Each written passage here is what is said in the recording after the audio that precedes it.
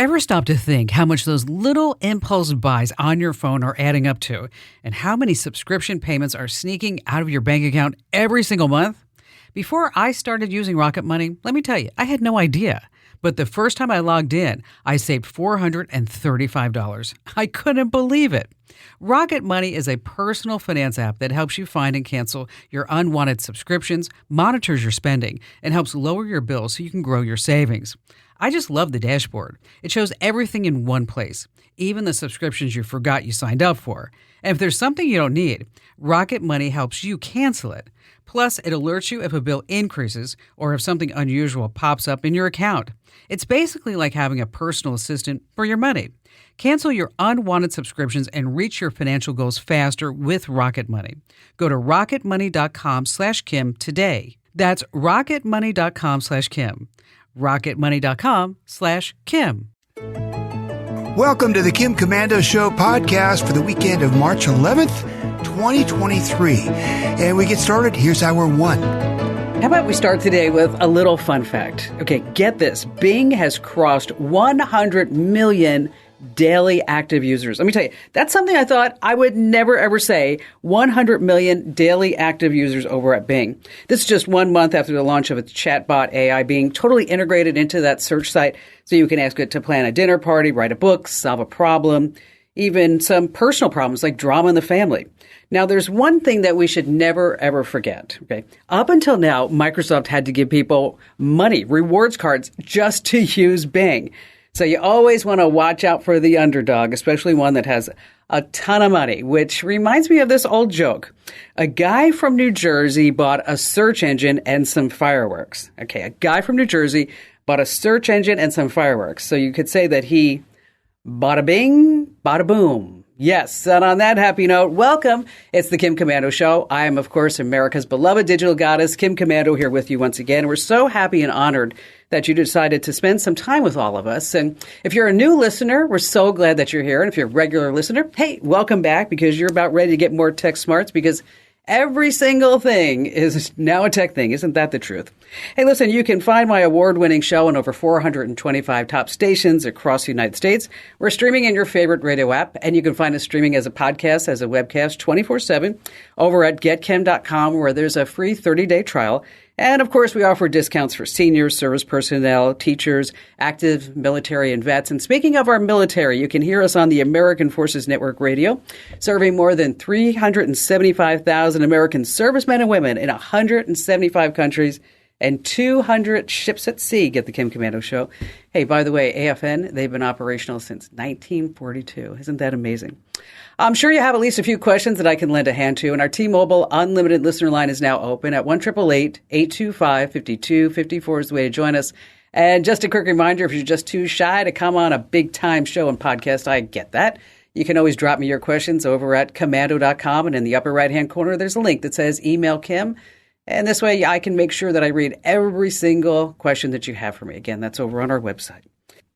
All right, every single day, let me tell you, I drop by at least 30 different sites so that this way you don't have to, and I can bring you up to date on all things digital. And this is part of the show where I like to talk about the top 5 newsy type of stories that I think you need to know about. And we're going to begin with the lowest of the low. Seriously, how could anybody do this and then sleep at night? Let me tell you straight up, these Russian hackers, they posted naked pictures of cancer patients on the dark web. What? Yes. They did this because a Pennsylvania hospital refused to pay their ransom. And I can't say what I want to call them because this is a family-friendly show, but here's the deal. Back in February, the Lehigh Valley Health Network is a collection of Pennsylvania hospitals. They noticed some suspicious activity on their network. And then they received a ransom note from Black Cat. It's a Russian hacking group that's notorious for making these inhumane requests from the folks that it hacks. Well, in their ransom note, Black Hat said that they had information, including patient data, passports, personal information, questionnaires, and even nude photos of the cancer patients that were taken during hospital visits. Wow. Lehigh Valley Health Network refused to pay these lowlifes their ransom, and the Russian hackers posted the photos all on the dark web. No word yet on how the hackers got into the hospital network. There used to be a code of ethics with hackers that they wouldn't do this. They wouldn't hack into hospitals or anything like that. I know. Ethics and hackers, that doesn't really go hand in hand. All right, let's go on to number 2. Where is the nearest unemployment office? A few weeks ago, I talked about which jobs AI puts most at risk, but ChatGPT's impact has caused me and a lot of others to rethink about what's going on with jobs in the future. Well, Princeton University believes that there are at least 20 occupations most at risk before AI.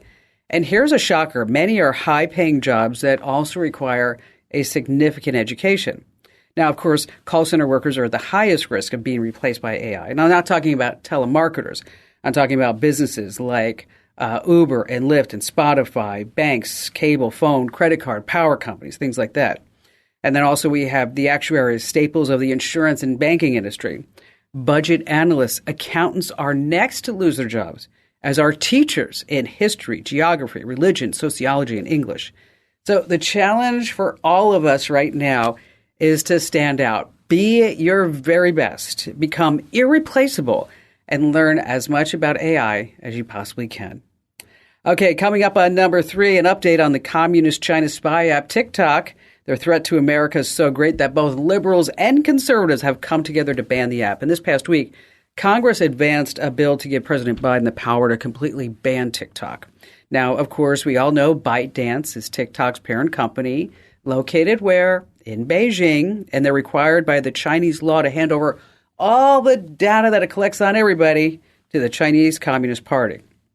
So the National Security Agency director told the Senate Armed Forces Committee yesterday that he's concerned over the data that TikTok has already collected and the influence it wields over, say, 150 million Americans are on TikTok now. Wow, isn't that crazy? Meanwhile, TikTok has launched what it's called Project Clover. It's an attempt to convince European nationals that it's harmless. We don't spy on anybody. We're not doing that. It's just another lie. So why is suicide illegal in China? Always remember this. Why is suicide illegal in China? They call it destruction of government property. We don't want to go there. All right, coming up on number 4, e-bikes are exploding. This past week, a New York apartment building caught fire and burnt down. Nothing left. What started it? A damaged battery of an electric bike. Last year in New York City, there's been a report of 216 bike batteries just blowing up. 40 people have been injured. 2 people have died. So what's with all the fires? Well, we think of bikes as being rugged. We can do a whole bunch of things with that. Not so much with an e-bike. You have to be protective of it. You can't jump over curbs and run into things with an e-bike because you have a lithium-ion battery on the inside. If that gets any sort of damage, you run the risk of short-circuiting, and it's just getting too hot, and that leads to something called thermal runaway.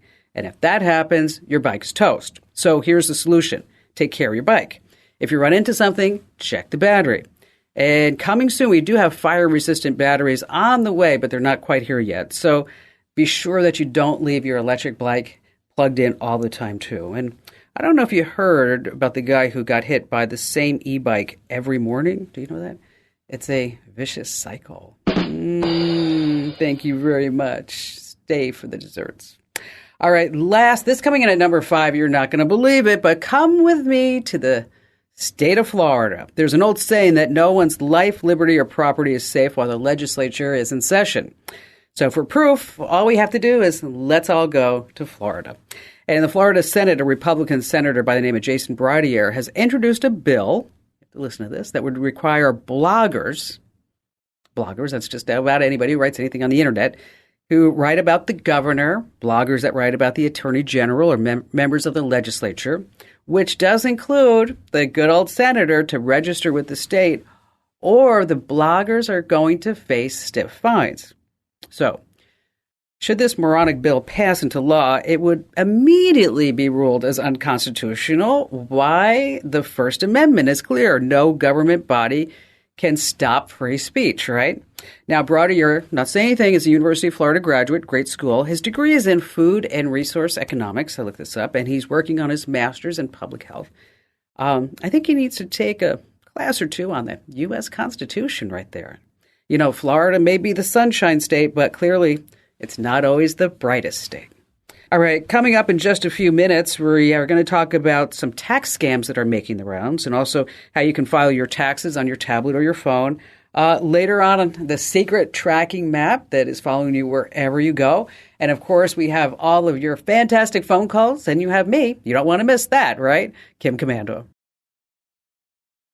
Hey, our T-Mobile Unlimited listener line is now open at 1-888-825-5254 is the way to join us. And just a quick reminder that if you're not getting our free email newsletters, some big news. We're making some major changes. And some of those changes include no ads in the newsletters. What? Okay, just two ads. Let's see. How about you can read all the article inside the newsletter instead of having to click to the side? Yes, because you have said all these things and we have listened, and we worked very diligently over the last 3 to 4 months to make sure our newsletters are going to be up to par with what you want and expect. And so head over to komando.com/subscribe right now and pick the newsletters that you want. Once again, that's komando.com/subscribe. Hey, but speaking of newsletters, we've been talking about a little bit here on the show and also on our Friday podcast about newsletters. And, I know how powerful newsletters are firsthand. And a lot of people have been dropping me questions like, how do I get a newsletter and what is the best day of the week? So let's talk about the best day of the week. The best day of the week to send out a newsletter is actually Tuesday, with Wednesday and Thursday far behind, because that's when people have more time, which, speaking of time, that local time is super important too. So the best time to send out those newsletters anytime between, say, 9 and 11 a.m. when they get it, or 3 to 5 p.m. in the afternoon. And open rates are always super important on email marketing too. You want at least 40%. And I'm so proud to say that our open rate is over 60%, which is amazing. So if you don't get our newsletters, once again, that address, komando.com/subscribe. Join us today is a woman by the name of Jocelyn Cronin. Now, she unfortunately fell prey to one of the most heartless scams that I've ever heard of. And I've heard of a lot of them, trust me. So today, Jocelyn is here to tell her story so that this way we can all stay safe. And Jocelyn, thanks for joining us. We're so glad that you're here. Tell us about your husband. What was he like? Okay, well, thank you so much for having me and allowing me to tell my story. My husband was a firefighter for over 30 years in Redwood City in California, and we were married for 32 years, and I lost him on November 6th, 2019. And I miss him. And I just wanted to honor him in some way or, do something. So that's how I ended up falling prey to the Ashes scam. So how did the scam start? Well, I was on TikTok. I have, on TikTok, you kind of reach out to the communities that involve you, and widows and widowers is where I kind of landed. And I had commented on somebody that was going to be going to honor her husband in Hawaii by sending the box of ashes out to sea. And I commented, what a lovely idea. Well, that snagged me, because then they turned around and they saw that comment. That's what they wanted me to do. And they offered to, for free, make a portrait, a picture using John's ashes and gift it to me. So what happened is they want me to send his ashes. They said I had to send all of his ashes. So I sent all of my ashes to an address in Woodstock, Georgia. So far, it seems like it might be legit because you're not sending the ashes to Nigeria or India or some weird place like that. Okay, so we're going to Woodstock, Georgia. Okay. Yes, and they said that they would use some of the ashes, and they'd send the rest back to me. Then the next thing they did was they sent me a message saying, I got a contract out of the country. I got a big contract out of the country. I'll finish up your picture. And I actually said to them, please do not rush it. Don't worry. Don't hurry on my account. I'm okay. I'll wait until you get back. Okay. And she then, I'm thinking this is a she. She then says to me, I don't like to hold anybody's ashes. So I'm under the impression that and then she told me the picture was finished. So I'm under the impression that she's finished my picture and now is going out of the country. I got a call that following Saturday morning from a robotic type voice, and I answered it. And they said, did you check your email? I told you needed to keep checking your email. So I got up out of bed, I went and checked my email, and it was the Nigerian Customs email that said, we have seized your loved one's ashes and portrait. That is illegal. And if you want them back, you have to pay $3,772. Right then, I knew I had been scammed. And I went right back to the text message and I said, you scammed me. And then they said, we're not a scam. We're not a scam. I have all these text messages from them, pages of it. But they said, no, we're not a scam. Then they told me they would pay $1,500 if I paid the rest. I said, I am not giving you one penny. I know this is a scam. I'm not giving you a penny. And then they went back and forth and back and forth and back and forth. And finally, they were threatening me that if I didn't, before they threatened me, I went on TikTok and I felt like I had to make the video alerting people to the scammers. Mm-hmm. Then that next day, and in that video, I showed that I had some ashes in John's urn because that's what we took to the memorial. So they didn't literally get all of my ashes. All of them. And I put that on the TikTok video. But the next day, I got a message from the scammer that said, saw your TikTok video, and they sent me a screenshot of John's picture from the video and the ashes that, I showed in the video. And they said, I see that you didn't send all the ashes. I freaked. And I called the Petaluma where I live. I called the Petaluma PD at that point because I was kind of in fear that they were going to come to my home and steal the rest. Sure. I mean, you don't know what they're going to be up to next, right? No.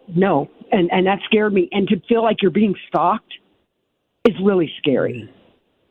It's very frightening. It's very frightening because you don't know who they are, where they're coming from, who they know.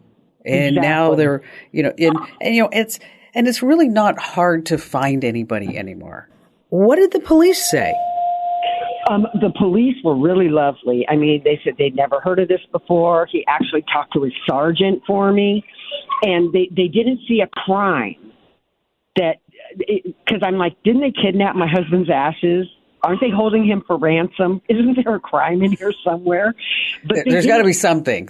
Yeah. They didn't see a literal crime, but they were so lovely. They talked amongst themselves and called me back, and he said he would send a patrol car out to my cul-de-sac, to keep me safe. I'm like, I didn't want them to feel like they had to come out and protect me because I really felt like it freaked me out, believe me, or I wouldn't have called them, And I also went back and forth calling the Woodstock police because I wanted them to go out to the address that I sent the ashes to and find out who the middleman was. I was just going to ask you if you were able to pull that address up and to see who that person is. Yes. And the Woodstock Police Department told me that they were going to go out. And Petaluma PD told me that's called a walk and knock. So, I assumed they were going to go walk out, go to the house, knock on the door and say, what the hell is going on? Well, he never called me back. The cop never called me back. It's really hard to imagine that a scammer would take advantage of a woman who just lost her husband, right? Well, here's the deal. We need to take a quick break because we have to pay some bills over here at the Kim Komando Show. That's right.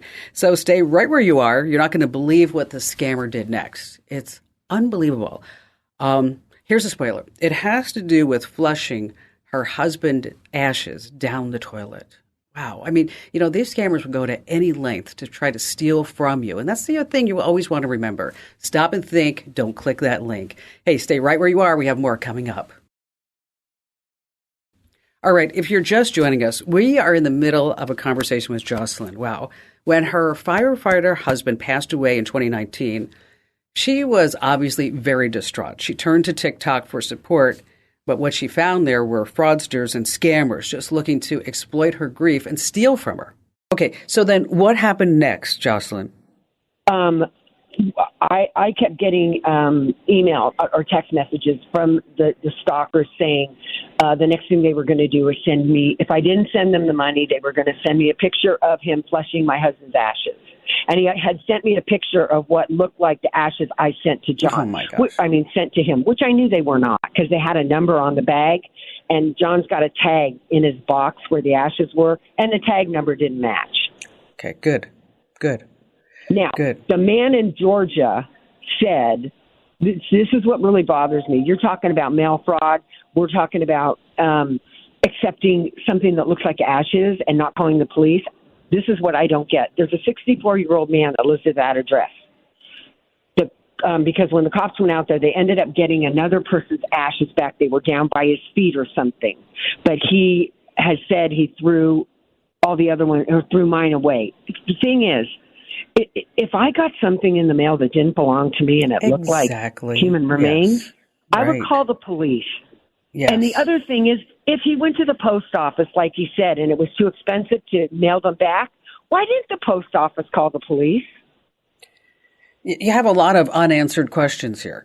These are ashes, for God's sakes. I mean, if I get something misdelivered to me, I take it over to my neighbor's house, or I put a note on it and said, not at this address. And Ellen, the post gal, she'll take it away.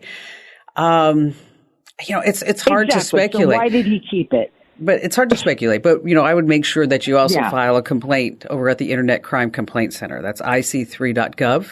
I did that immediately. Actually, I called the FBI in San Francisco first in December. I called them because I don't like to fill out forms and not talk to humans. I want to be heard. So I called and I talked to a human officer, whatever he's there. He told me to fill the IC3. I then filled out the IC3. Then I got some more information about the scammer through a guy on TikTok who's stepped in to help because he saw my story and felt so bad.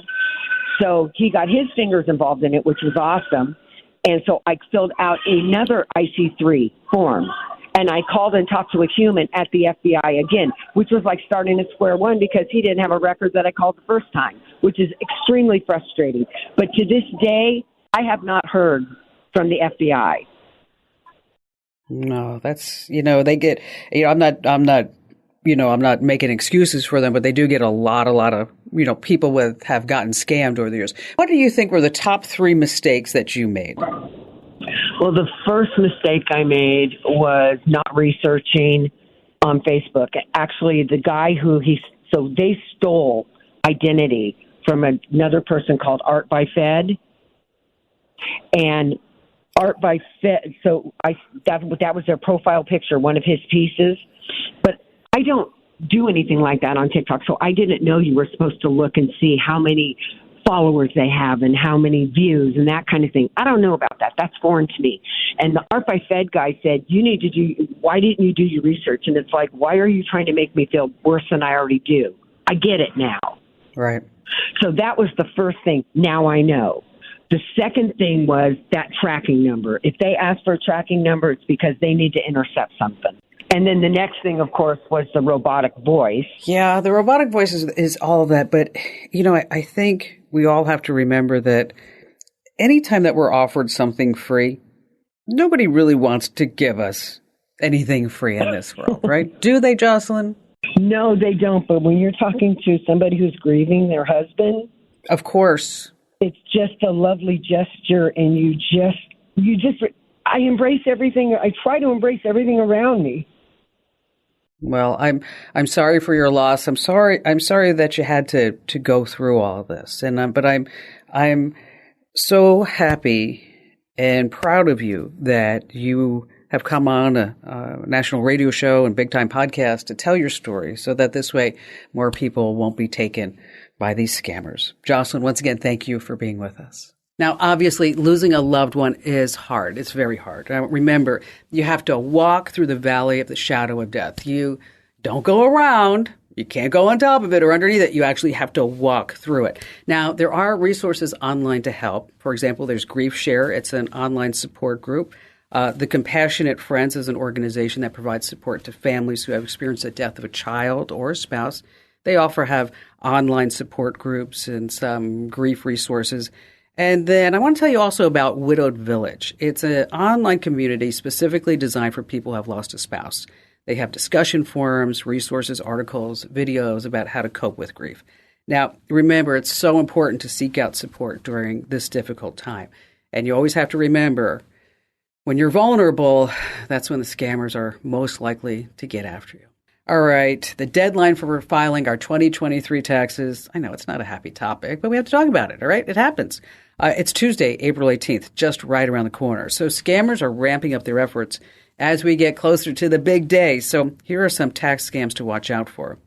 The scammers are maybe advise you to use this form, 7202, credits for sick leave, family, for certain self-employed individuals, and it goes on. Okay, it's a scheme. You don't want to do it. The hack involves inflating your income and then withholding figures so that you can get a larger refund. Okay, you don't want to do this. Now, if you try any of these tactics, you're going to get a penalty of like $5,000.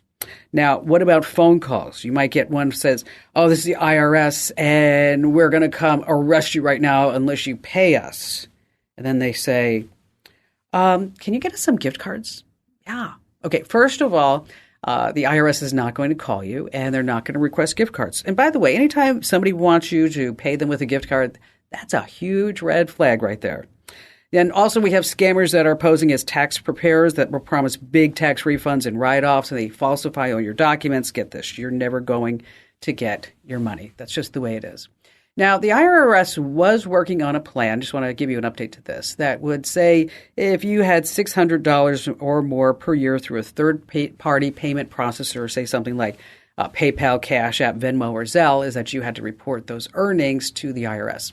Okay, just last week, they said, oh, we're sorry. We're not ready for all that right now. And we have more information about that. So you don't have to do it this year, but you're going to have to do it in 2024. So in case you need additional details about any of this, just hit the website, komando.com. And then in the top right-hand corner, there's a link that says Kim's Show, and that's where you want to go ahead and check that out. All right, still to come, how to file your taxes on your tablet or iPhone, and also the secret map tracking wherever you go. And we have more of your great phone calls here on the Kim Komando Show. Hey, in case you're wondering if you can do your taxes on your phone or your tablet, absolutely. That answer is yes. All you need is to get the app, TaxSlayer, TurboTax, and H&R Block. They all allow you to file using your phone or your tablet. All right, back to the phones we go with Michelle in Great Bend, Kansas. Hello, Kim. Welcome. What's going on? Well, I've been a fan of your show since you started in the 90s. I remember a coworker and I got hooked. Yeah, it's been a little while. Got hooked on your show back in the 90s. And I reference a lot of friends and family to your site because it's trustworthy. And currently, one of my sons is a waterfowl hunter, and which waterfowl hunting includes decoys. Okay. Lots of them in order to trick the geese to land so you can hunt them. And, you know, it takes about 1,000 decoys to create a spread for a successful hunt. Wow. Wait, did you decoys, say 1,000? Yeah. Yes. Yeah. He owns about 1,500 decoys. Oh, and my gosh. They're not cheap. Yeah, they're not cheap. They're expensive. They're very realistic. Some of them are sock-like decoys, like to lure in snow geese. They're not the brightest, and so you can kind of use almost a trash bag with a little black on it. No way, really? Other geese. Really? Yeah. Oh, yeah. jeez. Yeah. Some of the other geese, like Canadians and the white fronts, are a little more intelligent, and so you need a little more realistic-looking decoy, you know. And with this, he also does guided hunts. His concern and what he and I are trying to figure out is a reasonable and realistic solution to track these decoys, something that he could put in one of every 100 or one of every 50 in the event his trailer would get stolen or someone would break in to the facility where we steal the trailer and take these decoys. You know, that would be a lot of money to be out. We've thought about RFID tagging them that way, you know, should they be found, then the sheriff would say, hey, does this match your RFID system, you know, since that's a possible solution. But it doesn't help us really track where they are. So let me ask you a question. You know. Well, first of all, RFID is probably not going to work because it has a limited range. And you said it's in a trailer. I'm afraid they're going to take the trailer and then off they go, right? Right. How much is a decoy? So a box of 6 decoys is around $250 for a box of 6 decoys. So it's quite an investment that he has here. That is something. Yeah. Does he use Android or Apple? Apple. Okay. First of all, on the trailer, I would put an Apple AirTag. I'd hide an Apple AirTag somewhere. Do you know what they are? Oh, okay. Yeah, Okay. I'm familiar with Apple All right. AirTags. Yeah. I'm in love with them. I really am. I think they are so smart, so fabulous. I have them in my cars. I have in my wallet. But really, I think I should probably buy stock just in Apple because of the AirTags. Because I think I probably I think I've put 20 on my husband. I mean, if I could put one on him, that would be even better. I mean, he's got them in his wallets. I noticed 2 wallets. Yes, 2 wallets in every one of his briefcases, in the boat bag, in his car, on his keys, because I got so tired of the guy saying, honey, do you know where my fill in the blank is? Okay. I can relate. Okay. So wherever that fill in the blank was, and even yesterday we were leaving a house and because we sold a house, it's like a whole long story, but anyway. And he's like, oh, an alert came up and said, my wallet's gone 13 minutes ago. And I said, that's because your briefcase is in my car and you were in another car 13 minutes ago. But now that you're in my car, why don't you see if the wallet's here?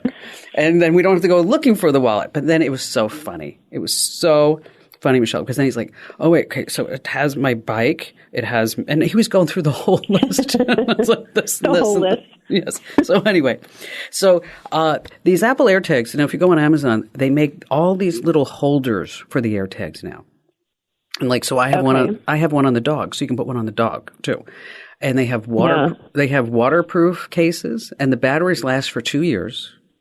So wow. And you can buy, if you buy them on Amazon, they're more expensive, and also at Apple. But if you buy the AirTags at Costco or Sam's Club, you get like four for like sometimes $89 versus $100. So.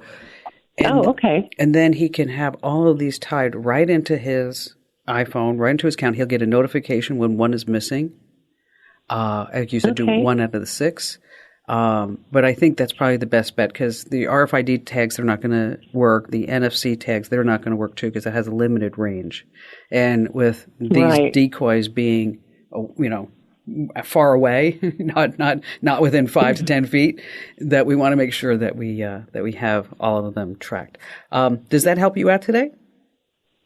Yes, it certainly does. Thank you. Well, you betcha, Michelle. If there's anything else I can lend a hand to, just know we're always here for you.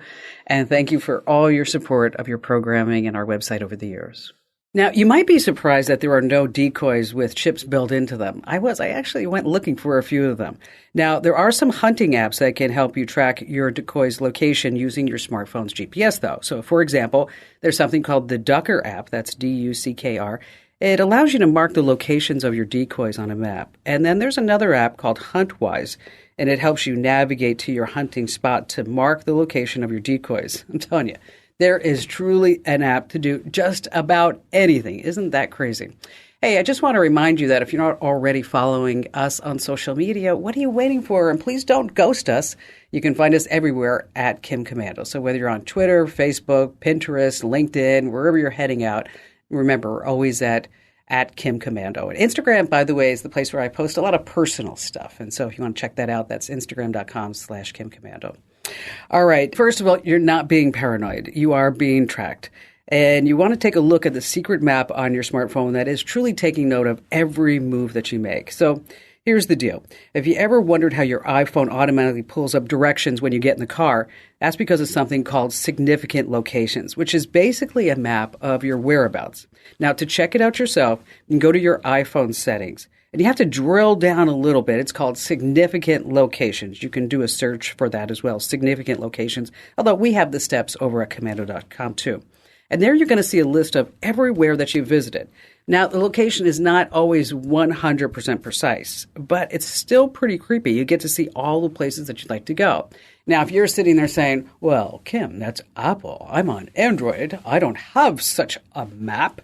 Well, you would be wrong, 1,000% wrong. If you're on Android, just go to your settings app, and then you want to select location. and enable location services to view your location data history and see which apps have requested access to your location, which is also something to do from time to time. You know, when you're sitting there and you're streaming something you're not really into, just open your phone and start looking at your app's permissions, and I bet you'll be surprised like who actually has access to your location or even your microphone. Now, here's the deal. If you learn just one thing with this Kim Komando show, you have to tell 3 friends about the show because, after all, knowledge is power, and you can find me at Komando.com.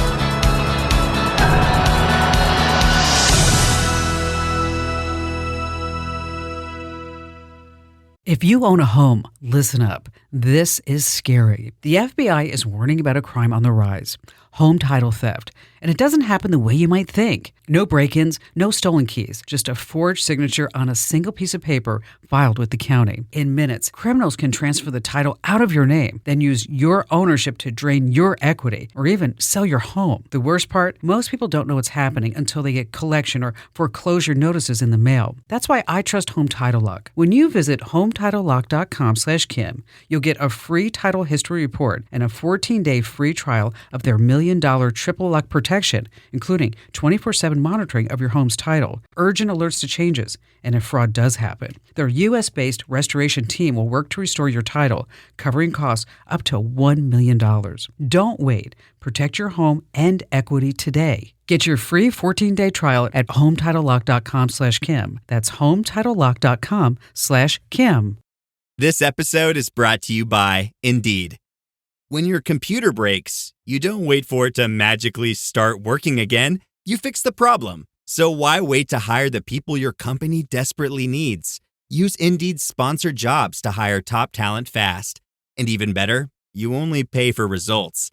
There's no need to wait. Speed up your hiring with a $75 sponsored job credit at Indeed.com/podcast. Terms and conditions apply. It's the Kim Komando Show podcast for the weekend of March 11th, 2023. Thank you for listening, and here's hour 2. I always like to start with something interesting, and I must be living in a cave because Oxford Dictionary just released the results for the word of the year, but this is for last year. And it's a word that I've never heard of before. It's certainly one that I've never had anyone use in a convo with me, or else I would have asked them what it meant. And I literally only heard of this word while reading about it as it's the word of the year. But 93% of people who voted in the word of the year chose it over the word metaverse, which of course we all know what that means. It's Mark Zuckerberg's whole idea to be king of the virtual universe. Now, so are you ready for Oxford Dictionary's official word of 2022, just released this past week? Actually, it's not a word, it's a phrase. Okay, you ready? Goblin mode. Have you ever used that word? Have you ever said that to anybody? Anybody has ever said? I don't know how it became the word of the year.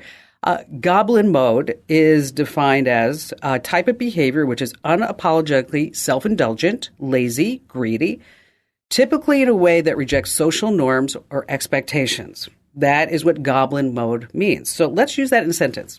Okay. Prince Harry has gone total goblin mode and has left the royal family to be a painter. He's now known as the artist, formerly known as Prince. Yes, and on that happy note, welcome. I'm Kim Komando, America's digital goddess. And you better start putting your thinking cap on because let me tell you, you're about ready to get more tech smarts because every single thing is now a tech thing. And you can find my award-winning show on over 425 top radio stations throughout the United States. And we're streaming in your favorite radio app. And you can find us streaming on demand 24/7 over at getkim.com. You get a free 30-day trial. Discounts for seniors, service personnel, teachers, active military, and vets, too. And you can also hear the Kim Komando Show on the American Forces Network Radio. You know, they broadcast 24 hours a day, 7 days a week. And a special thank you goes out to our servicemen and women in the Army, the Marines, the Navy, the Air Force, the Coast Guard, and the Space Force who can listen to the Kim Komando Show through the American Forces Network Radio Network. And our T-Mobile Unlimited listener line is now open at 1-888-825-5254 is the way to join us. All right, as you know, every single day I check out at least 30 different websites to make sure you're up to date on everything that's happening in the tech world. And this is part of the show where I like to talk about consumer tech and trends. And so let me take you first to the world of Nicole Onia. Every day, Nicole logs onto TikTok and live streams herself at work. That's right. She's doing nothing special. She just sits in front of her computer for hours and hours. And guess what? She has over 100,000 people that are watching her and following her just as she works. So what's enthralling? They call it body doubling. That's right, a new phrase you need to know. It's kind of a craze. If you work in your home office, no one checks in, no one keeps you on task, and that means you're not being held accountable. And that's where body doubling comes in. You work with someone else to keep your mind on a task. And there are loads of places to co-work with strangers. Flow Club is where you can actually book sessions with other distracted workers. Not sure that I get this. But it does remind me of the time I took Ian to work with me. It's like one of those take your kid to work days. Anyway, he's starting to get cranky. He's a little guy. And I asked him what was wrong. Well, he said to me, Mommy, I'm confused. Where are all the clowns that you said you worked with every day? And we were in the break room. Kind of embarrassing. Anyway, moving on to number 2 of 5, celebrity deepfakes are your problem too. Imagine this, you are scrolling on Facebook and suddenly see an ad. It starts off pretty innocent because it stars Emma Watson. She smiles at the camera, then out of nowhere, Emma's doing something like, what is Emma doing? Emma, you can't do that. You're a celebrity. Looks like she's doing a sex act, okay? Well, the woman in the ad obviously isn't the real Emma Watson from Harry Potter. It's part of a campaign for a deepfake app called Face Mega, which allows you to swap any face onto any video of your choosing. Yeah, deepfakes are, of course, videos where faces and sounds are switched out, manipulated. Apps like Face Mega make it easy. So deepfake technology is now being used in a lot of porn. They found 96% of deepfake material online is pornographic. The biggest victims are, of course, female celebrities and children. Isn't that horrifying? Facebook has finally taken down the whole advertising campaign for Face Mega. Which brings us to number 3. This is a disturbing story, but you need to know about it. Because Pinterest is not just for party ideas anymore. When 9-year-old Victoria signed up for Pinterest, she used it to collect pictures of animals and crafts and fingernail art. She had all these boards there. And then she also put up videos of her to share her life. Sounds pretty harmless, right? Well, while she was doing this, adult men started pinning those same videos of Veronica to their own Pinterest collections. And their boards have titles like Sexy Little Girls, Guilty Pleasures, Young Girls. Yeah, this is on Pinterest. I think it's a public company. What are they doing? This poor little Victoria doing a cartwheel is pinned over 50 times. Pinterest is creating this space to expose girls to pedophiles. And so NBC has actually done a whole investigation about this. So what does this mean to you? If you got kids in the family, you might want to pass this information along to them so they aren't posting videos and photos of themselves online. It's just disgusting. All right, moving on to number 4. Relive the good times and maybe the bad thanks to AI. What if I told you could hop back in time and revisit a memory and AI would make it feel like you're there at any given moment? Why would you want to do this? First of all, well, let me tell you about the tech. Okay, it collects information using everything that got posted online, your videos, your images, your audio, and then it processes them into real memories, the ones that were actually taped, and it's using a virtual reality headset, so you actually feel like you're there. You know, your brain blocks out certain memories on purpose. Maybe you don't want to always relive the pain of losing a loved one or a detail of a surgery. It's kind of our brain's way of saying, just kind of relax. I'm here to protect you. You may not remember every single thing in your life.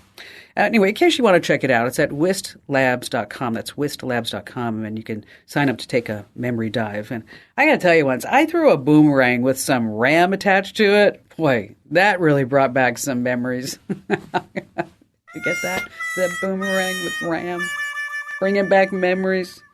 You're a tough crowd. All right, this coming in at number 5. This guy is very clever. He's driving down a snowy mountain road in some national park up in Oregon, now in the Cascades, and all of a sudden he gets stuck. Problem is, he has no bars. He's got no cell phone service. He's in a tough spot, but he's trapped in the snow. He cannot get out. And to make matters worse, his family was out of the country and nobody knew where he was. So it's a life-threatening situation. So what did this guy do? He says, I have a drone and I have a phone. So he attached his cell phone to his drone. He typed up a text message, explained that he needed help, and gave his precise location. Then he hit send, flew the drone several hundred feet miles away until he actually had cell phone service. And then the text that he wrote was sent to the police. How genius is this? Once the text message got through the officials, they were able to go and rescue him. But wait, there's more. Another driver has spent days trapped in the snow, and because of this guy's drone message, somebody else was being able to be saved. So this guy actually saved 2 lives. This is such a wonderful story. I could just drone on and on about it, but I won't. All right, coming up, of course, we have your phone calls, and I've got some alternatives to pricey Photoshop. We have our trivia question of the week. Oh, you don't want to miss this one. It's really hard. Also, we have 15 great things you can get for free in our money tip. And then also, is it true? Facebook, do they really listen to our conversations? And of course, you got me, Kim Komando.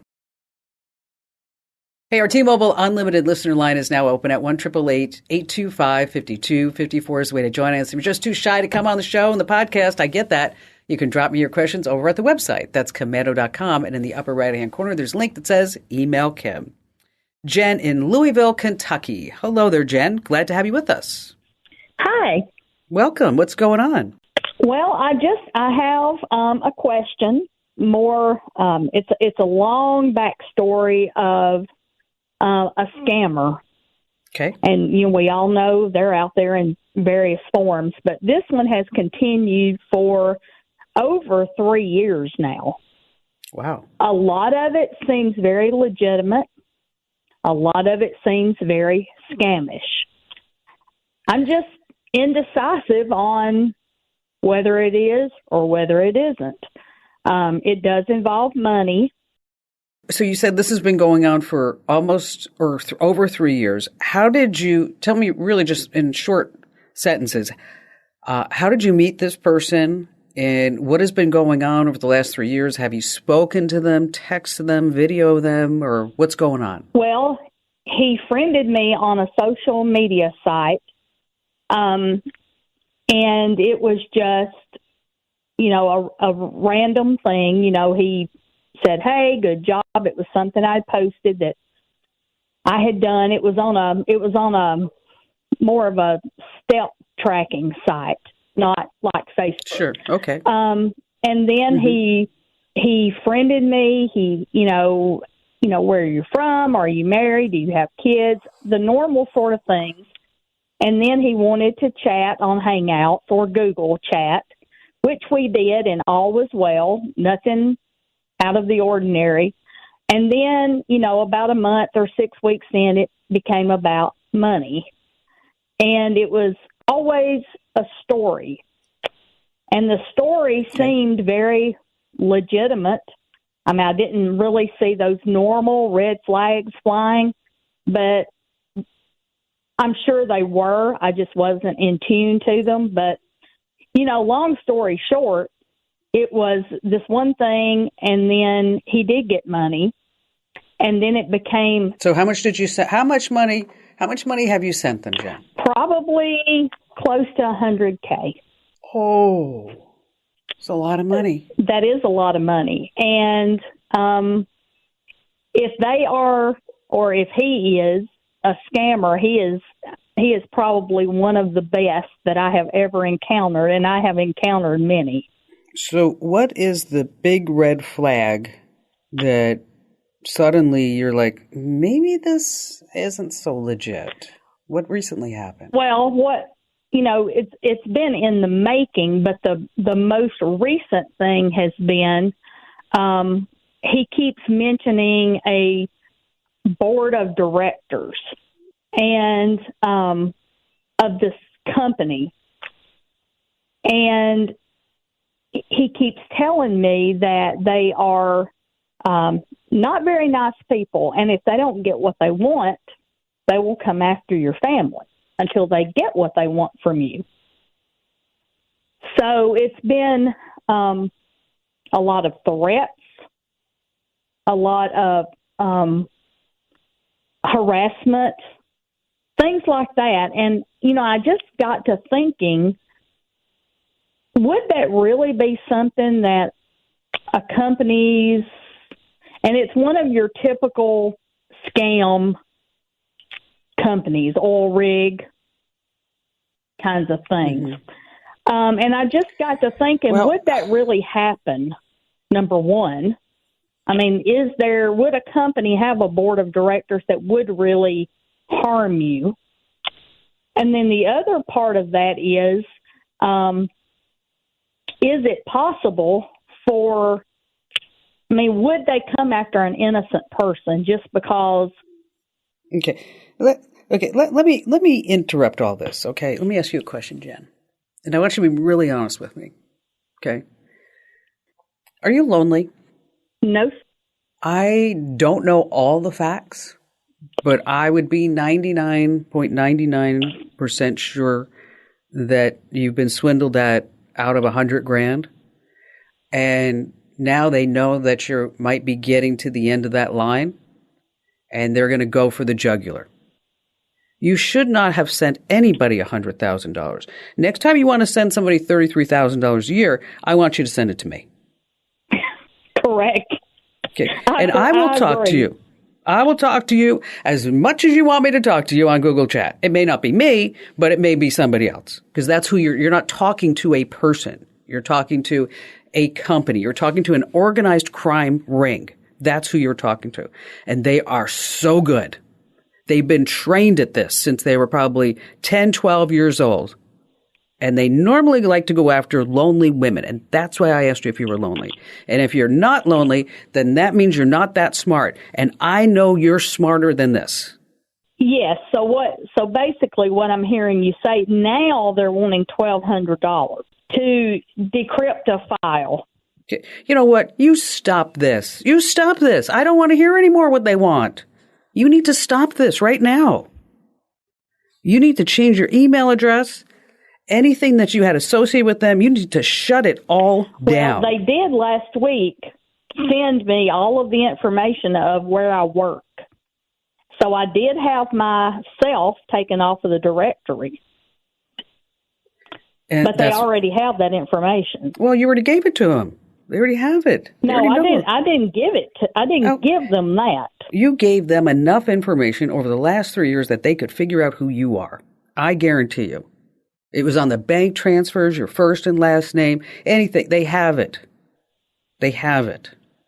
That you are correct. Okay. So if this local enforcement is not helping, you need to call the FBI. And you need to maybe go down to the police station and say, I am afraid. This is what happened. But you need to change everything. You need to shut down any type of social media accounts that you have, your LinkedIn, whatever it may be, because they have everything they need in order to keep coming after you. And they're going to keep coming after you unless you slap them down and you say, knock it off. And by the way, I want my $100,000 back. If you want to do anything, you're going to go to your local police station rather. Tell them you want to figure out how I can get my money back. Call the FBI. Go to the Internet Crime Complaint Center, ic3.gov, and give them all the information. Tell them you want your $100,000 back. That's where the goal should be. That's where all your energy should be focused right now. How do I get my $100,000 back? Think about how long you had to work in order to make $100,000. How long did that take? It took a long time. Talking about after taxes. Come on, Jen. You got to be smarter than this. It seems like I'm getting more and more of these phone calls that guys and gals are getting scammed by these so-called romancers that are located in another country. I mean, sometimes these are just 10 or 12-year-old boys that have a script and they go after. But, think about this. The guy worked offshore. Okay. She spent 3 years in a chat room with him. Never saw him, never had a phone call, nothing, just in a chat room. Gave him $100,000, probably gave him even more than $100,000. And she just doesn't want to see that she's getting scammed. She wants to believe that this is going on and on. Not so. Hey, listen, coming up, we have our trivia you don't want to miss. And of course, we have more of your phone calls here on the Kim Komando Show. Hey, it's time now for what I like to call Commanding the Tech World Trivia. And this week is brought to us by NetSuite. All right, because we've all seen how the world has changed because of technology, maybe you don't know some of the side stories, some of the backstories, the insider secrets that make our digitally connected world go round and round. So when playing Commanding the Tech World Trivia, you need to think out of the box, really think. And our very special guest contestant joining us this week to win a very, very valuable prize coveted by millions across the country. Right, maybe not that many. I was exaggerating. It's the official Kim Komando Show fanny pack is the prize. Joining us is Rich in San Diego, California. Hi there, Rich. Hey, how are you doing? Great. What do you do there in San Diego? I'm a real estate agent, and I want to tell you I love your show. I don't listen as often as I'd like to, but I always learn something and usually get a few laughs too. So well, that's thanks good. for what you do. Well, that's good. Well, as a realtor, you know you're dealing with money, right, and finance. So you should be really, really good at the trivia question this week because we're going to be talking about tech companies that were initially successful and they received funding from not vulture capitalists, venture capitalists, right? But maybe these companies lost a lot of money. I mean, you've heard of Theranos, right, Rich? Absolutely, yeah. I mean, and I don't know if you haven't seen the show. It's The Dropout on Hulu. It's so good. But if you haven't heard of Theranos, you're living in a cave. They said with just a few drops of blood, they promised that its so-called Edison test could detect conditions such as cancer, diabetes. At one point, they were valued over $9 billion. Wow. Well, as we all know, Elizabeth Holmes, she got sentenced to 11 years and 3 months in prison, and her boyfriend, Sunny Balwani, got 12 years and 11 months. And so what we're going to talk about here is some VC-funded companies, and I'm going to tell you about 4 of them. And now one of them is not true, okay? And these are VC companies that failed. So the first one on our list is Juicero. They made this high-tech juicing machine, and you had to use those proprietary juice packages, and they could only be used with this machine, and the juicer was $400. Okay. Yeah, I'm going to buy a $400 juicer. Okay. They raised $120 million in funding, but they shut down in 2017. Next on our list is Quibi. They said that, we're going to have a streaming platform where the videos are going to be super short because everybody has a really short attention span. They raised, before they launched, $1.75 billion. Okay, billion dollars, before it launched in 2020, and it shut down just 6 months after it launched. Next on our list is MoviePass. It was a subscription service that allowed you to see the movies in the theaters at home for a monthly fee. They raised $65 million, and then about 2 years later, they filed for bankruptcy. This is a lot of money just going out the window. And finally, we have Snowflake, another subscription-based service that raised $53 million. Snowflake sprung to life during COVID when everyone had to work from home. And it allowed HR departments to give employees monthly virtual participation awards. Sorry about that. Virtual participation awards during COVID. And after the pandemic, they shut down. Okay. So now one of these stories is not true. So is it the $400 juicer, the short form streaming platform that raised $2 billion, MoviePass that raised $65 million so you could watch movies at home, or Snowflake that raised $53 million for these virtual participation awards. So which one is not true? I think I've heard of Snowflake. And then the second one was Quibi, right? Yes. I think I've heard of that one. So it's probably 1 or 3. The juicer and what was the third one? The MoviePass. MoviePass. But that was, you said, streaming at home? Yeah, you could see movies at home that were actually still in the theaters. I'm going to go with the juicer. Juicero. So you think that's wrong? Yeah. Okay, let's. Correct. All right, so Correct. Let's ask our judges. Okay. Okay. Okay. It was Snowflake. I totally made that up. I mean, think about it. Everybody talks about snowflakes, how they get these virtual awards for doing nothing, or these participation awards. So that's where I came up with that. But there is a company called Snowflake. There is. It's a cloud-based data warehousing company.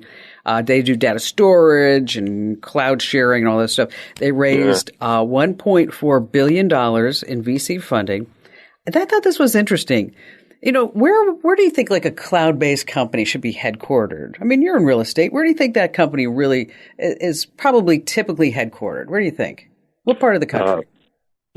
California, San Francisco, or Silicon Valley. Okay, so did I. That's what I totally thought. And I looked it up. Their headquarters is in Bozeman, Montana. Wow. Wow. Well, And they did $2 billion. There. That's right. And probably the taxes too. They did $2 billion in revenue last year. Wow. Isn't that crazy? All right. So, Rich, tell me what's going on with you. As I mentioned, I'm a real estate agent. I've not really been on social media the way I should be. I hired some marketing people. They helped me put together some digital marketing things. And for the first time in my life, I actually started using Google Drive. And I started noticing that, and I was just storing stuff there, and I would send people a link that only they could view. But since I've been doing that, somebody's been uploading porn to my Google Drive. I've changed my password. That doesn't help. I always, and this is on a daily basis. Oh gosh. Yeah, I forget what they call it, but I've marked it as not spam, but sexually explicit material, and reported it to Google. And I've even sent numerous emails to support@gmail.com. I'm getting no guidance. Nobody's calling me back or emailing me, and I can't stop this porn from being uploaded to my Google Drive. Wow, this is that's frightening, isn't it? Yes. Because you don't want your clients going in there. So, Rich, what exactly are you selling? Just wondering, right? Does she come with the house? Curious. That's just wondering. Right, yeah. Yeah, exactly. Okay, a couple of. Yeah, right. It's not. First thing, let's just go through the basics. You have to make sure that you have set up two-factor authentication on your Google account. I do. Yeah. So, okay, got that. I have that. I would also check. You said this marketing company. Now,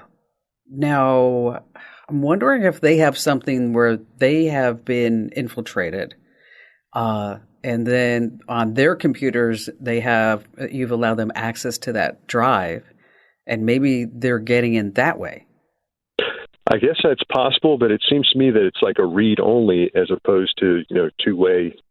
I don't think that they can get in and correct anything or put anything on my drive, but I'm kind of an analog guy. I don't really know much about this newfangled technology. What we have to do is we want to go in and check your settings to make sure that you're the admin and you didn't give admin access to anybody else or any type of maybe there are some connected apps or services on the Google account, and so we want to make sure that they're not there. We want to make sure that you run a scan and you don't have any malware on your system. Now, you said you've already contacted Google, right? Yeah. And they're not going to help you. I'm sorry to be the bearer of bad news. Yeah. Because it's just, and it's so ironic to me. I mean, we accept no help from tech companies, but imagine if you tried to change a flight in United and nobody ever called you back. Nobody answered the phone, right? And nobody did anything. And you're like, okay, that would be unacceptable. Somehow we get with tech companies, we're like, oh, I guess that's just the way that they operate. We're just gonna let that go. We're not gonna say anything about it. What we can do is I'd like to put you on the phone with John. He's our IT genius, so he can walk you through your various Google settings. Okay. And because John set up all of our Google Workplace, and he's my IT genius. He's amazing.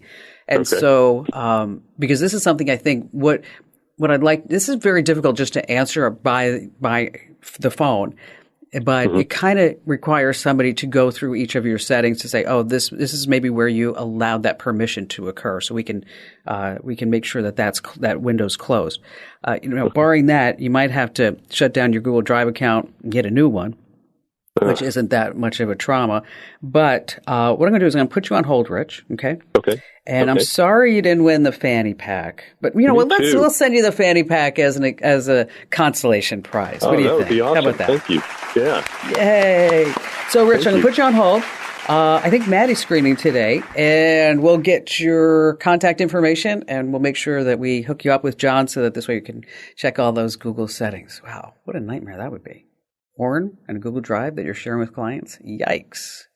Hey, by the way, if you are a Komando community member, just a reminder that our very own IT genius John works the message boards, the Q&A message boards.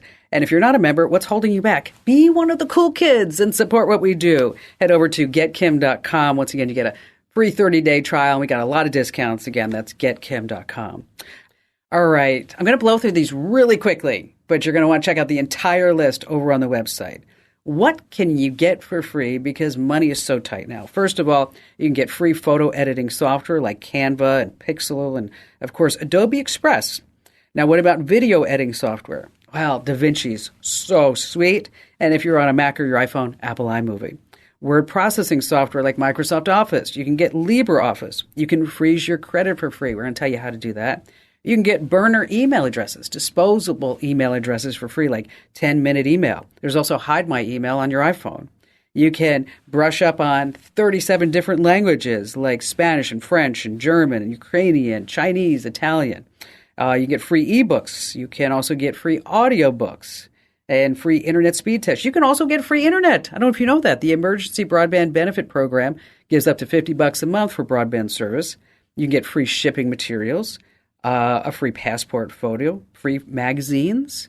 You can get free crafts to make with the kids, like a 3D printed lamp, and you can actually learn astrophotography. You can watch your favorite movies. And so if you're paying for streaming, you definitely want to check out that. So wherever you are right now, make sure that you remember you can get this entire list over at Komando.com. And then there's a link that says Kim Show. All right, still coming up, we have more of your phone calls as well as an answer to a question I get a lot. Kim, it was so weird. I was talking to my wife, my husband, my friend, and then suddenly the exact thing we were talking about pops up as an ad on Facebook. Ooh, how is that happening? So stay right where you are. And just a quick reminder, if you're not getting our podcast, make sure that you search for my last name, Komando, wherever you get your podcasts. We have Kim Komando Today. That's Monday through Friday, as well as our daily tech updates every single day of the week. And again, that's Komando with a K, of course. All right, Nick, Atlanta, Georgia. Hi there, Nick. Hey, Kim.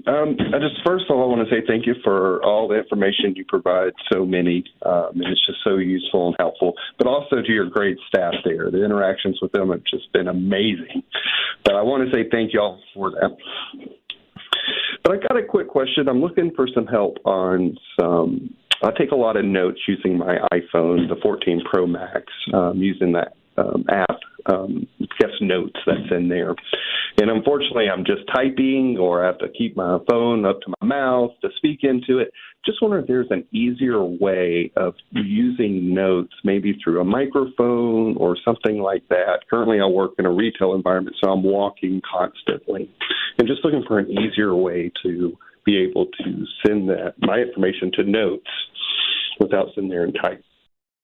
Well, I'll tell you, that Notes app, I think it's one of the most underrated apps that's available on your phone. It's so handy. It's so great. It is. It's wonderful. I use mine all the time, especially folks, if you've never used it, you should just try it.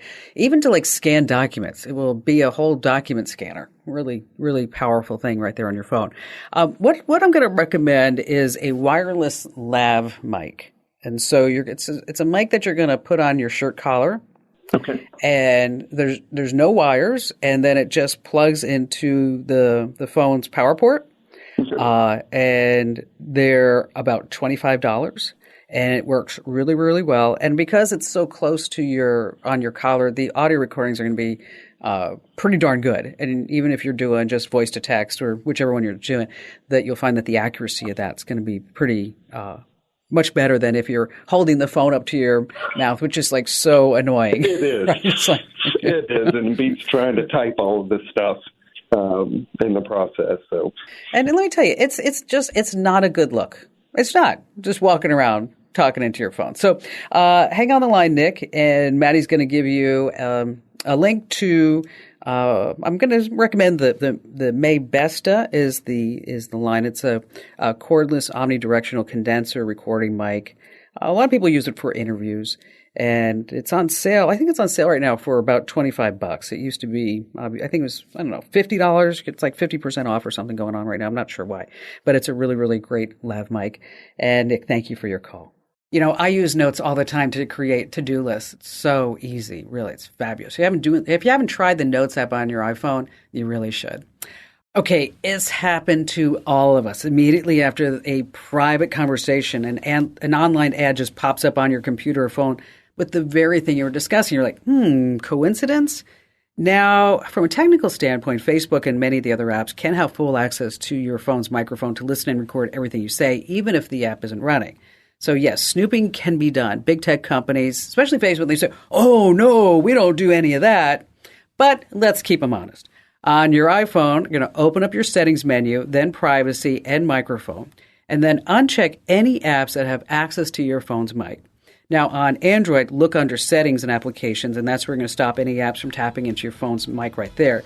It's not 100% foolproof, but at least it's a start. See, like Facebook, they may not be listening, but they may be buying data from somebody else who is listening. That's why you want to uncheck any app that has your mic that doesn't need it. Hey, listen, tell 3 friends about the show, and you can find me at Komando.com.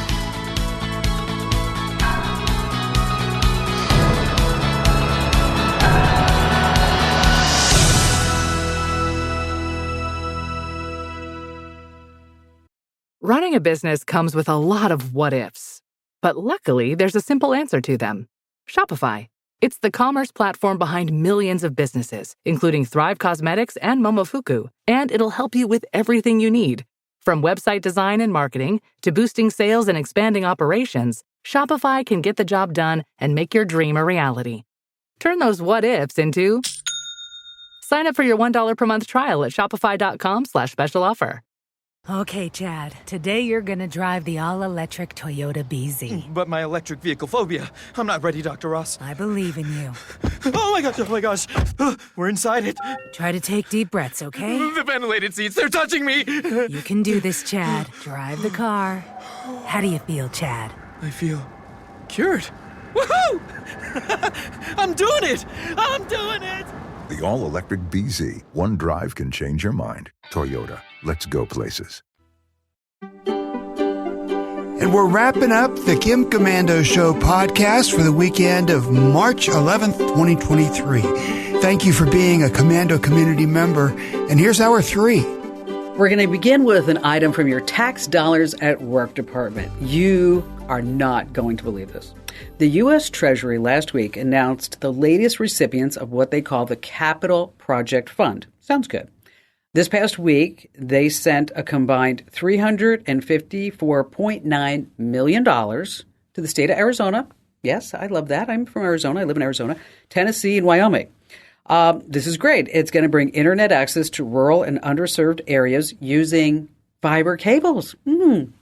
How profound. In Arizona, 127,000 households and businesses. They're going to invest $99.4 million. So that's $800 a person to get them internet access. In Tennessee, they were approved to receive $185 million for, they call a high-speed internet infrastructure, cables, which the state estimates will connect 50,000 people. That's at a cost of $3,700 per person. But wait, there's Wyoming.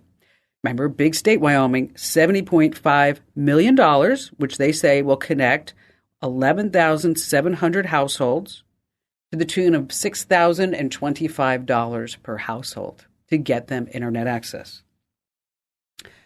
I think that's fabulous. Everybody should have an internet connection.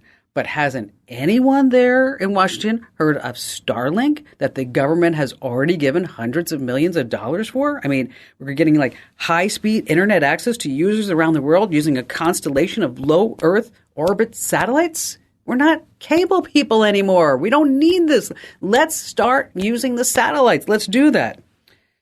Wow. You know what we should do to all these people who soak up government money and they don't work for it? You know what we should do with them? Kick them out of office. That's what we should do. Would somebody please tell everybody in Washington about Starlink? If you're listening and you have any inclination, any ties to anybody in Washington, just say, hey, listen, we don't need the cables. We just need the satellite. Just need to use the satellites that we're already paying for. Just don't get it. Hey, listen, I'm Kim Komando, America's beloved digital goddess, here with you once again. It's the nation's largest, most trusted source for all things digital. And you're about ready to get more tech smarts because every single thing is a tech thing. And you can find us on over 425 top stations throughout the United States. And as I like to say, I'm always streaming in your favorite radio app, and you can get us as a podcast, as a webcast, 24/7, 3 months worth of archives over at getkim.com, where you also get a free 30-day trial. We got discounts for seniors, service personnel, teachers, active military, and vets, who, by the way, you can listen to us on the American Forces Network Radio. Our T-Mobile Unlimited listener line is now open at 1-888-825-5254 is the way to join us. And if you're just, too shy, you can't get to a phone, you can always drop me your question over on the website. That's komando.com. And in the upper right-hand corner, there's a link that says Email Kim. All right, every single day, 7 days a week, I drop by a slew of websites.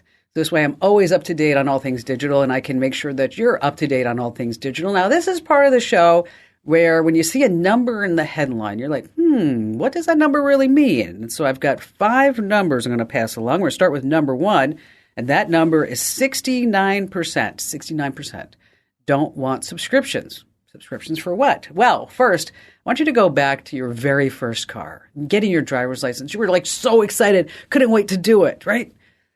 And what was your first car, by the way? Mine was a Pontiac Sunbird. Ooh, it was bad. It was a bad car. But, we all have humble beginnings. Anyway, Gen Zers, they're not interested in buying cars or interested in driving. And they're getting their driver's licenses much later than any other previous generation. Which this is kind of like car makers going, what's going on? So they're not buying cars. How else can we make money? Well, I've got an idea. Let's put subscriptions on the cars. Yes. Okay. Mercedes-Benz, you're not going to believe this. They're charging $1,200 a year to drive 1 second faster. 1 second. That's it. And that's in their e-key lines of the EVs. Audi has their functions on demand. So you can purchase subscriptions to parking assistance. And even that your smartphone can work with the display. That's $849 a year, by the way. BMW, $18 a month for heated seats. In a survey from Autolist, that's 69% of folks, they don't want to pay for a subscription if we're anything in their car. But Gen Zers, well, because, this is how they were growing up. And I thought about this. If Apple and Kia were to make a car together. We're always talking about Apple cars. They're always saying next year the Apple car, next year the Apple car is going to be here. But if Apple and Kia were to make a car together, what would its name be? You ready? Think about that. IKEA. Yes. All right. Let's go to number 2. 74% of us have had problems with a product or a service. It was over in the Wall Street Journal this past week. They say that people are now seeking revenge. And the people seeking revenge are on the way up. Well, I don't know if it's really revenge that we want when we don't get good customer service. We really want what they said we would get. So I want to pass along a trick that my mother taught me many years ago, and it has worked every single time. So let's say that you're flying Delta Airlines, and you get on, and the flight attendants are bad, and the plane's dirty, and they're passing out the meals and you say, what's my choice? And they say yes or no. Just kind of like meanies type stuff. So what you do is you go to their website and you find like this happy PR quote, like this one. You deserve to feel at home even when you're on the move, to be welcomed even before you reach your destination. Delta's proud. Okay. You pull that off of their website, that exact quote. And then you go onto social media. You paste that up. You say, I'm not feeling that. And then you give them some little tidbits about your experience, not too much, because remember, it's a public forum. And then that's normally when somebody's going to reach back and go, ooh, yes, we were sorry, and here's what we can do for you. Number 3 is pretty amazing, 17 hours. Wow. A few months ago, something huge went down in the skies above Edwards Air Force Base in Kern County, California. We're talking about a jet that looked like an F-16 flying without a pilot for 17 hours straight. The Air Force just confirmed this. Now, the autopilot's, pretty normal on even private and commercial flights, but now we have AI, and they are actually controlling the plane.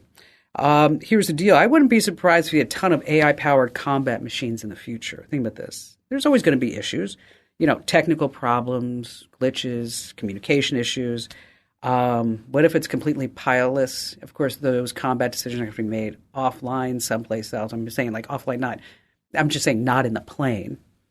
But speaking of the skies, here we are in 2023. I'll tell you one thing.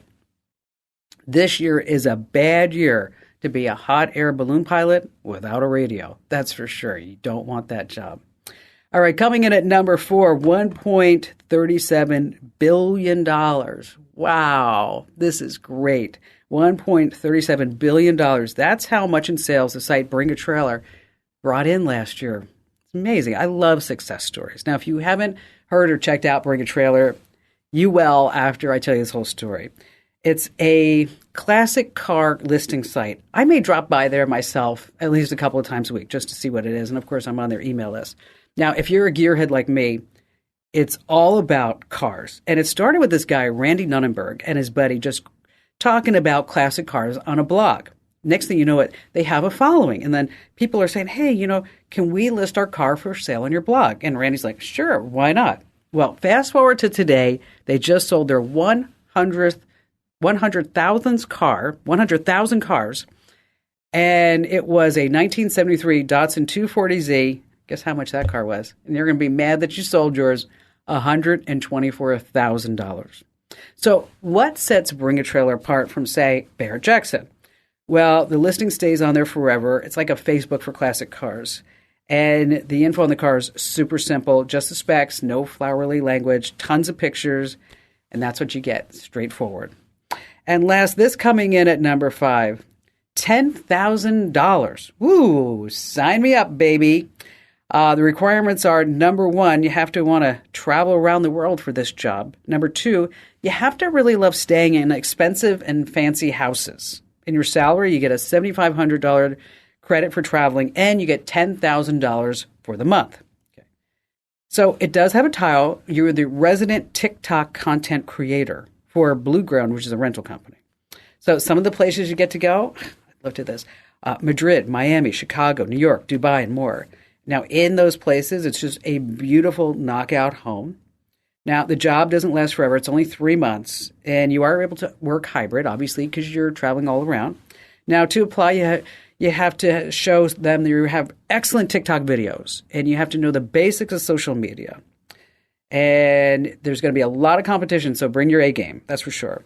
And I was going to tell you a joke about traveling. Actually, it was a time traveling joke, but you didn't laugh.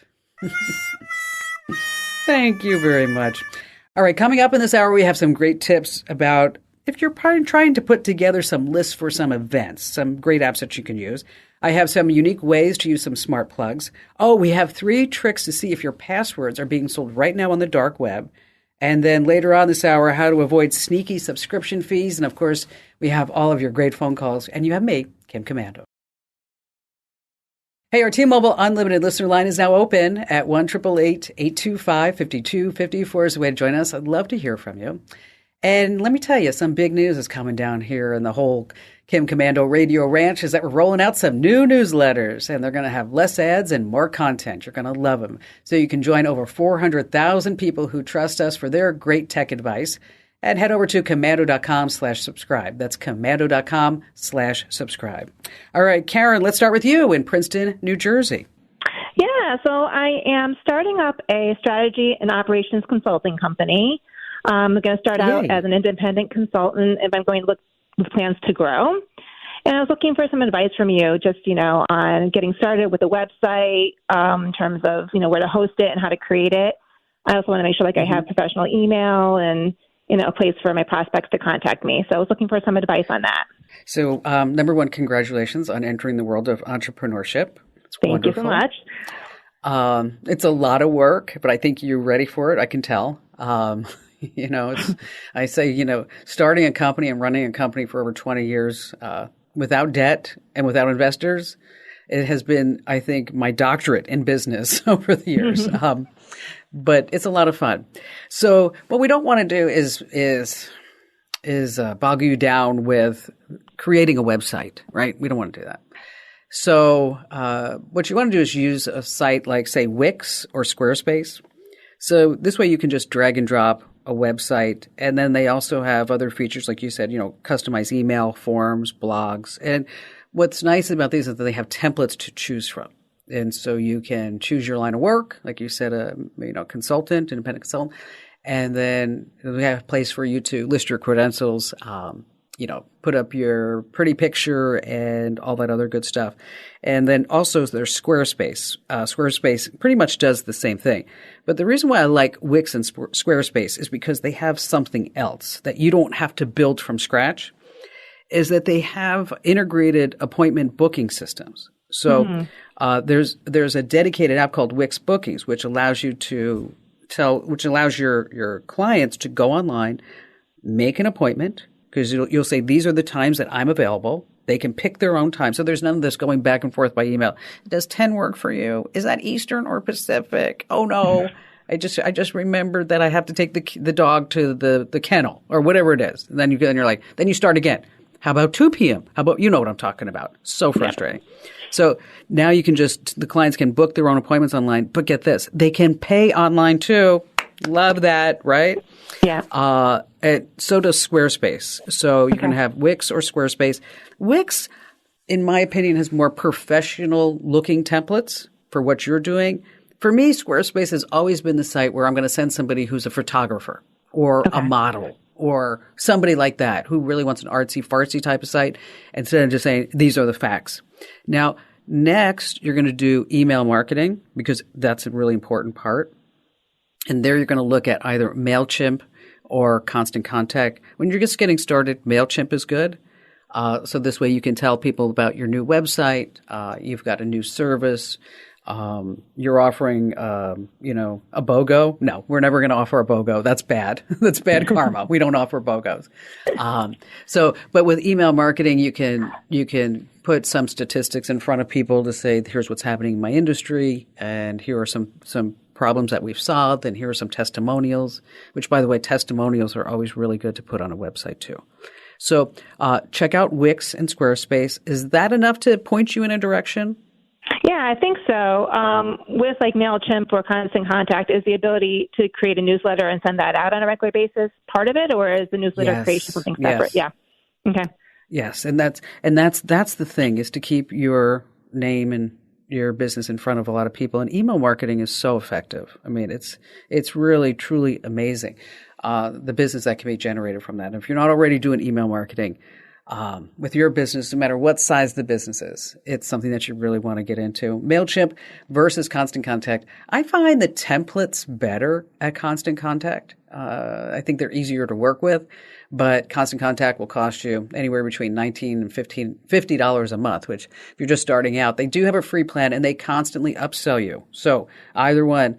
Word to the wise, do not give them your cell phone number because they will call. That's right. Both of them call and try to upsell you. So if you have to give them a phone number to sign up for any of this stuff, make sure that you, get a Google Voice number. It's free, or give them a landline number that may be at a physical office, but don't give them your cell phone number because they will spam you. They will. And Karen, if you need any other help along the way, just give me a call.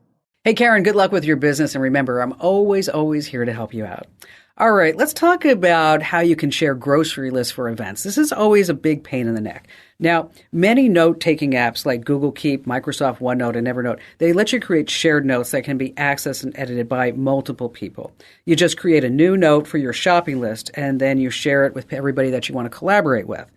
And there's another way. There's a dedicated shopping list app. Of course, there's a dedicated shopping list app. And this is information that's really good if you are doing something with your church, a family reunion, or just a birthday party. Now, there are so many shopping list apps available on both the iPhone and Google Play Store that allow for shared lists. But let me tell you about the ones that I like.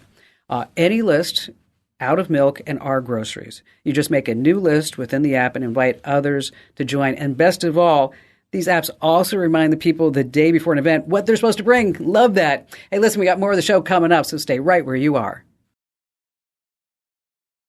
All right, maybe you're sitting there saying, I wonder what a smart plug is really good for other than just turning on and off my lights. Well, let me give you some clever uses. Like, for example, you can attach one to your coffee maker. So you just set your smart plug to turn on your coffee maker before you wake up every morning, and then you have fresh coffee just waiting for you. You can create a smart aquarium. You can use a smart plug to automate lighting, heating, and filtration systems. And then you can use voice commands to control it with Alexa or Google Assistant. You can use it to manage your home security, like those lamps, and maybe turn on the TV when you're not there. You can create a smart garden. That's right. You can automate your watering system for your indoor or outdoor plants. And then you can also use a smart plug to control your grow lights. Wow, isn't that great? And finally, what about a smart pet feeder? Yes, use a smart plug to control your pet feeder. And this way you can schedule feedings, control portion sizes, and good like that. And so if you're ever wondering what you can use a smart plug for, there's just a ton of great uses. All right, coming up in just a few minutes, 3 tricks to see if your passwords are being sold on the dark web. And then later on, some tricks on how to avoid these sneaky subscription fees in the app stores. And let's see, we go back to the phones right now with Mike in Chattanooga, Tennessee. Hello, Kim. It's such a pleasure to speak with you. Well, thank you. What's going on? Well, I am getting ready to launch out on the adventure of a lifetime, which is a through hike of the Appalachian Trail. Whoa, wait, that's awesome. That is so amazing. That's so great. And it's over, what is it? Is it 2,100 miles, 2,200 miles? You are very close. It's 2,198. Okay, and then now how long is that going to take you? I don't know for sure, but the typical is 5 to 7 months. And I'm an older guy, so it's, I'm probably going to be closer to the 7-month range. That's something that is on my bucket list. I don't know when I'll ever have the time to do it, but I just think that would be so amazing. So how are you training for it? Well, in a sense, I've been training for the last 30 years. I've been an avid hiker for a long, long time, but I get out there almost every day. I've got my full pack loaded up, just like I was out there backpacking on the trail, and I hike 5 days a week. One of those days, my day off work, I do a longer hike. So, I feel about as ready as I can be. And how many pounds is the backpack? Mine, what they call your base weight, which is your weight, the weight of the pack minus food and water. The base weight is about 21 pounds, which is pretty close to ultralight. With everything loaded up, it's around 30 pounds. Wow, that's awesome. That's great. You know what? I want you to, are you going to be on social when you're doing this? I am, yeah. I'm going to have a Trail Journals site and then also on Facebook. Oh, you know what? Before you leave today, sir, I want you to make sure that you give Maddie, our call screener today, those links, because I am totally going to follow you. I really am. This is going to be so much fun. It's going to be so much fun. Thanks. I'm not quite ready with the Trail Journals, but I'll email it to you. Can I do that? Oh yeah, 100%. 100%. Okay. So how can I help you on your trip? What's going on? Well, so I've got a pretty good Android. I've got a Galaxy phone, but I don't want to use it to take a lot of photos because it's going to run the battery down. I don't want to keep it powered up all the time. That phone is a lifeline. I need it for navigation, to call shuttles, to check trail conditions, etc. Sure. And yet I definitely want to document my journey with photos, and I want to be able to share them on social media. So I'm trying to find a lightweight phone that has some type of capability. I don't know what it would be. I'm not real techie, so I don't know if it would be Bluetooth or what, to get those photos either directly onto a social media site or into my phone where I could then put them on social media. Okay, so you said a smartphone. Do you mean a camera? You're looking for a camera? Oh, did I say a smartphone? I'm sorry. Yes. I have a smartphone. Okay. Yes, I'm looking for a camera. Okay. All right. Okay, so here's what you want to get, and I'm going to send you a link to this. Okay. Maddie's going to send you a link. Okay. You really only have one choice. I wish you had 8 choices so I could give you the pros and cons, but you only need one. I want you to get a GoPro Hero 8, okay? It has okay. Yes, it has Wi-Fi and Bluetooth, so you can transfer all of the photos and videos to your phone using the GoPro app. So this way you can share this whole amazing adventure with all your family members and friends. It also has stabilization, so this way as you're moving quickly or hiking and on uneven terrain, that it's not going to be jumping all around. And they sell it as a package. And so I'd like you to get the package because with the package, you get a head strap. GoPro is just this little tiny box. So you can put it on your head and it has a 32 gig card. But in the package, it also comes with 2 rechargeable batteries. So when you are at a hostel or whatever, that you can charge the batteries and then you have 2 extra batteries on the side. But the batteries last, 8 hours or some crazy number like that. So you're going to be fine. So get the GoPro Hero 8 and take a look at the bundle. We're going to send you a link to that. And wow, I am so proud of you. That is so amazing. And if you want a Kim Komando Show fanny pack for the trip, you just let me know and I'm happy to send you one. Mike, thank you for your call and best wishes on your adventure. Now, I want you to call me when you get done so we can go through how great it was, okay? And we can tell everybody here on the show. You know, Mike, just one more recommendation before you leave us. I want you to also carry a Spot satellite. So this way that your family members and friends can actually track wherever you're located. But in case you ever get into trouble, there's a so important SOS button. You just push that and your exact location is sent to local rescue and responders. And again, it's called a Spot satellite. All right, hackers can make a ton of money by selling your private information in these underground forums, say on the dark web. Now, the dark web is full of non-indexed websites. So you can't just use, say, Google or Bing to get there. And most of us are spending our time on the surface web, which is the website that we can discover by using the search site. So let's talk about some tricks right now to see if your passwords are on the dark web. Well, you probably know about password managers. Some password managers can also monitor the dark web for any type of instances where your passwords are there. So this way you get alerted to take action and protect all of your personal data and your money and your files and good stuff like that. Number 2 on our list, there is a website that can help discover if your passwords are already being sold. It's called Cyber News Checker.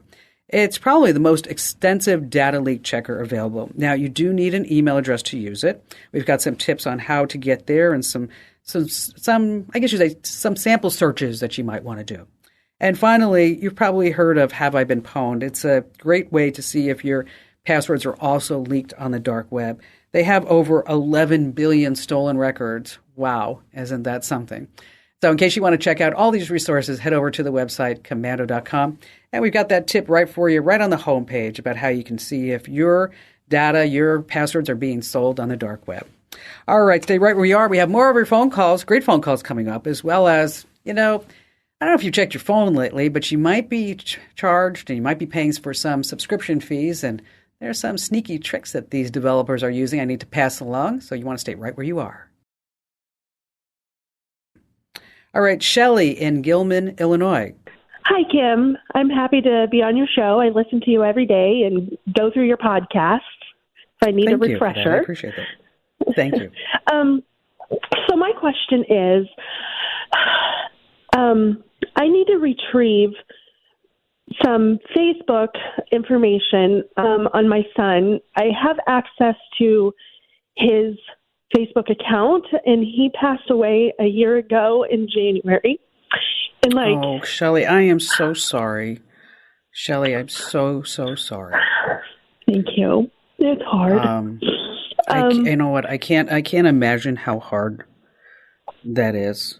I will tell you, it's one of my biggest fears with me as a mom. I'm just because I would just like curl up in a ball and that'd be it. It's everybody's biggest fear, really, when you think about it, and you just think, oh, it's never going to happen to us.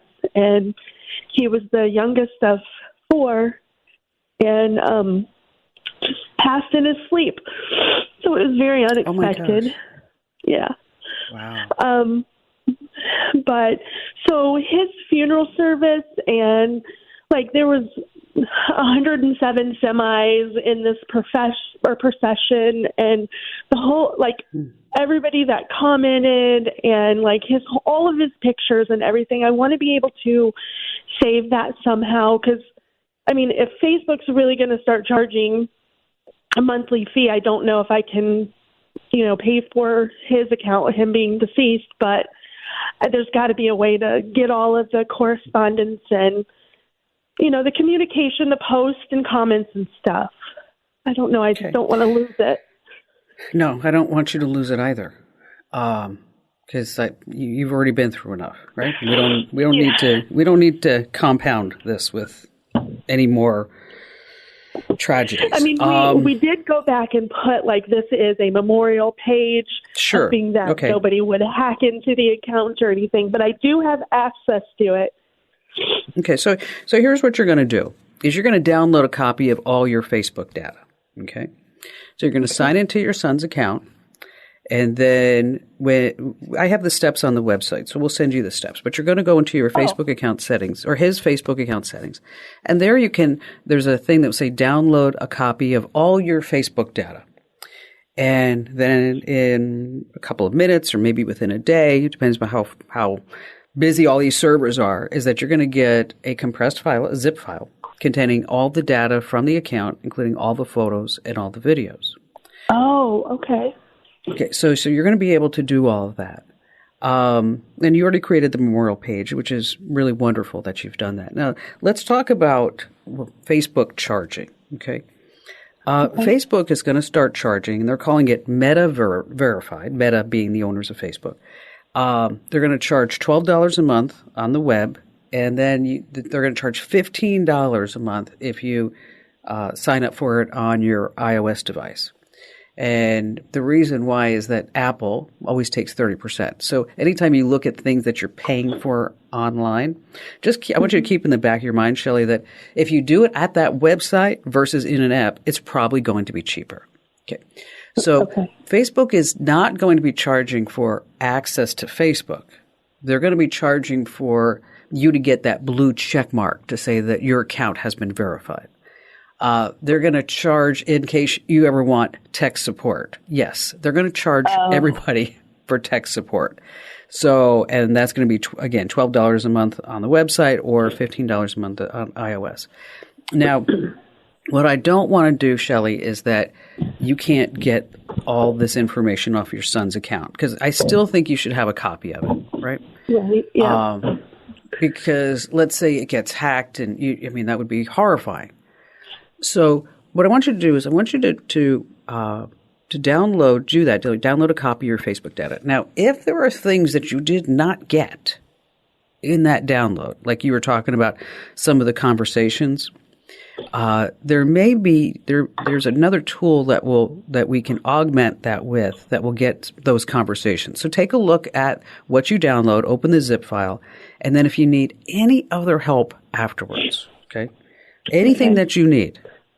Now, how would we be able to open those files? Just in a PDF or Word document? No, it's a zip file, ZIP file. It's a compressed file format. You just double click on it and it will open up.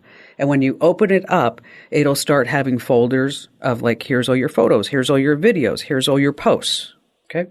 Okay. So you just double click on that and it will just magically appear on your screen. Okay. So,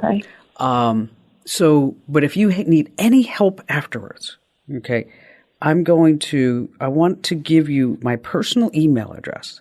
So if for some reason, I don't know, you didn't get what you needed or you needed help in figuring all this out, opening that zip file, I just want you to reach out to me because I want to be here and I want to help you and your family out.